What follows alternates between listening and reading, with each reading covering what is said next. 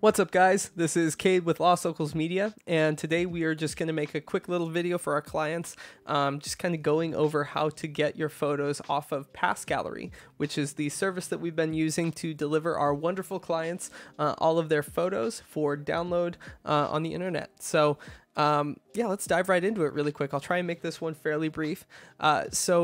We're right now on our desktop, and what we should have sent you from Facebook or email or otherwise is a link to Pass Gallery where you can view all your photos. So we're just going to go ahead and open up our Internet Explorer. Mine is Google Chrome, and go straight into a gallery. So this gallery is generally what it should look like when we end up having you click on the link to get to your gallery.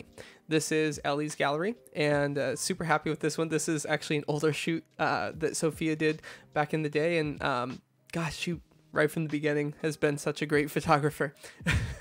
But this is Ellie's gallery, and just in general, this is what it should look like for everybody.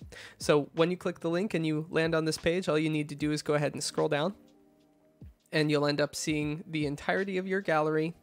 And you'll have a cool little toolbar up here at the top where most of our options are going to be. So let me show you 3 different ways that you can download your photos. So let's start out with being selective about which photos we like. As you hover over each photo, you'll end up seeing a couple of different icons down here. We're going to focus to start with on just the heart. So when you hit the heart or the like button, it's going to take that, and you'll see a little cool animation of it flying over into a folder, and that folder has a number on it. It's kind of like your shopping cart. When you click on that, after you've liked a couple of photos, you'll see all of the photos that you've liked stuck in here. If you see a couple in here that you actually don't want, all that you have to do is click off of the check mark, and it kind of like deselects each of them.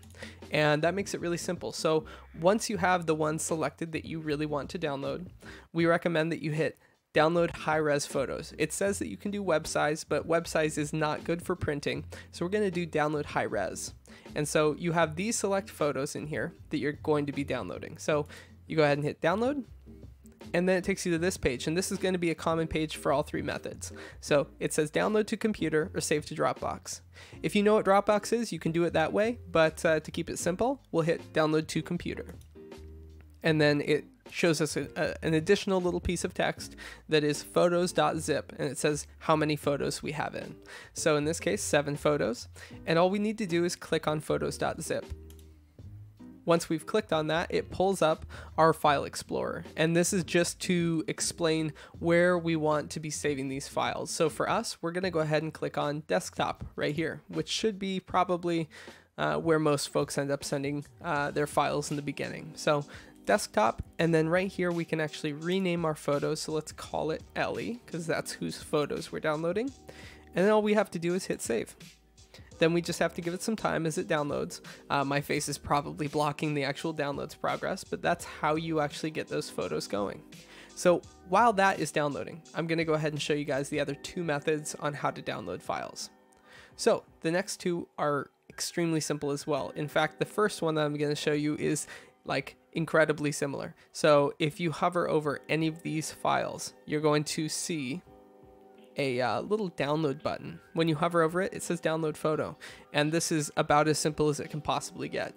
So we go ahead and hit download photo, and what it's going to do here in just a moment is pop up a file explorer for us that's actually going to show us again where we would like to download this photo to. So for most folks, it's probably going to be the desktop, so we'll go ahead and click that, and it gives the file name. This is just going to be the actual number from the camera on what file we ended up shooting. You can rename that to whatever you like, so let's call this Ellie image, and then we hit save, and that one's downloaded. Very simple. And then there's one final method, and that final method is going to be to download the entire gallery. So to do that, all that we need to do up in this right hand corner up here is hit download photos. And then we can come down and either do a selection like we've done before. We can do full gallery and web size, which we do not, honestly, we really recommend against it just because they are not good for print in our opinion. Or you can go with high res because those are much, much better for print. So if we hit download full gallery and high res, All that it's going to do from here is bundle it up for us in a nice package, and then we can hit download to computer or save to Dropbox again. So we hit download to computer, we hit photos.zip, we tell it where we would like to download it, and we hit save, and it starts downloading for us. From there, you have each of the photos on your desktop, and you are pretty well ready to go. You may have it in a zip folder. All you have to do to get it out of the zip folder is double click on it to open up that file and drag the photos out onto your desktop. And from there, you are set to put them on Facebook, to have them printed by somebody, anything that you'd like to do with them. So I think that's it. I think I can stop rambling and let you guys get to enjoying your photos. So thank you so much for watching this video, and thank you so much for working with us, and we hope to see you guys soon. Bye.